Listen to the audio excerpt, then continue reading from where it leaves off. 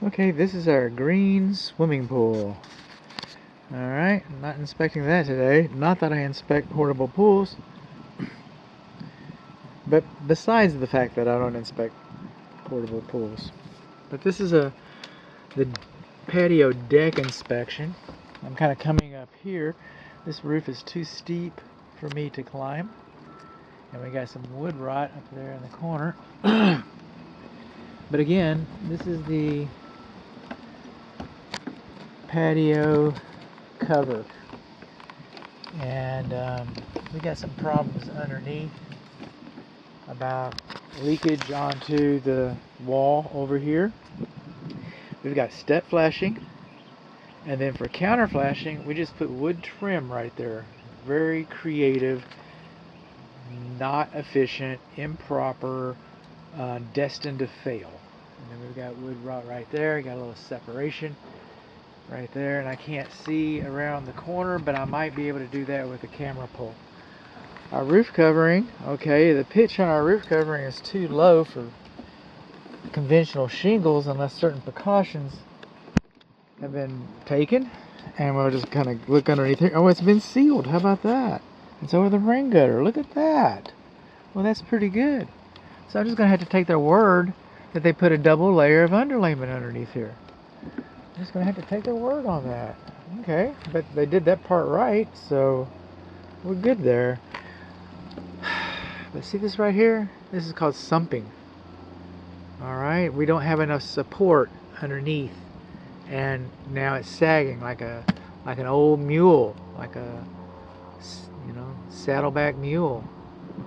So, and then we got some wood rot over there, and coming on down we got the wood rot and rain gutter improperly discharging directly onto the roof covering, washing all your shingles off, all your granules off into the rain gutter. But that's a common event right there, the rain gutter with the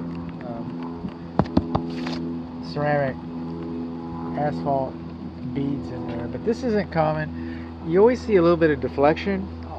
If you go, he could subpoena all my reports. He'd say typical minor deflection, deflection, deflection, deflection. But when you get to the real word for this is sumping. Usually it's got to that point, and it has. Okay, so let's go on down and see what we've got here. Now remember, I'm not an engineer, so this might have been engineered, this deck might have been engineered to perform a certain way, but with these modifications here and these modifications here, I'm kind of wondering if it's more hobby designed. Okay, so obviously these posts are oversized, and obviously I'm not an engineer, but typically these posts aren't supposed to be further apart than 8 feet. And then our ledger board, that's what goes across here. Okay, our ledger board, okay, is supposed to be anchored into the wall system with something besides screws. Even they got these little shooter screws. These are little screws for like holding on.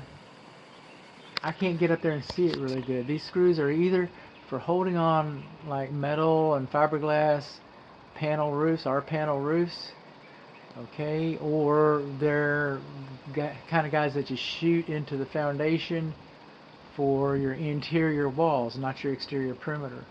But either way, these screws, to the best of my knowledge, okay, they do not appear to be approved for this installation. I have never seen these types of screws. Now, every day's a new day. I could be wrong, but I just do not feel like I am. Okay, we do not have proper lag bolts on this roof. And judging from the insulation we had, the flashing. The flashing we had above this roof was step flashing. Okay, it wasn't Z flashing. We don't have any flashing coming out and covering these things. So we've kind of got a problem here. And then on over here where our wood's kind of giving it up. Okay, what are we doing here? Wood's kind of giving it up. Alright, well, we have a shoulder over here. It's a little asymmetrical shoulder. We built a little doghouse right there. There's no opening at the top. There's no opening at the bottom. We just kind of filled it all in there. kind of filled it all in there. I wonder where the water goes. Wonder where the water goes. You think the water goes right there? I do. I think the water jumps right off in there. And then where it was sumping, remember that? Okay, now see where the bleach, the stains been bleached off from the water leakage? Look over here. Where it's sumping? Look at all that. Okay?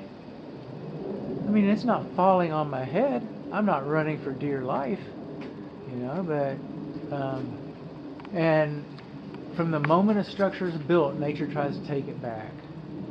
That's why we have maintenance. You have to have maintenance. So some of this might be typical wear and tear, but some of this looks atypical. Some of this looks atypical to me. Okay, in my experience, I only have 30 years experience, so I'm still learning. Okay, I'm still an apprentice, but yeah, I think he has some, you know, for long term. You sell this house in 5 years, somebody else's problem. You keep this house much longer, and I'm not giving it a 5-year date, okay? I'm not giving you an expiration date. But I'm telling you that this patio cover was not built for longevity. We got a corbel over here. I can see daylight right through that guy. Look at him. He's just shining. You think he's holding it? You think he's helping the shear strength? I don't think he's helping much in the shear strength at all. I do not. How about you? This one too? Okay. You two are a little better. I can see daylight between you two. Look at that daylight. Look at that daylight. It gives it room to move. That's what it does. It gives it room to move. Coming over here. Looking up in there. Got any room to move over here? Yeah, we do. We're moving. Okay. Got the dancing patio cover. That's what we got. The dancing, leaking, improperly flashed, with suspicious support. Patio cover. That's what we got.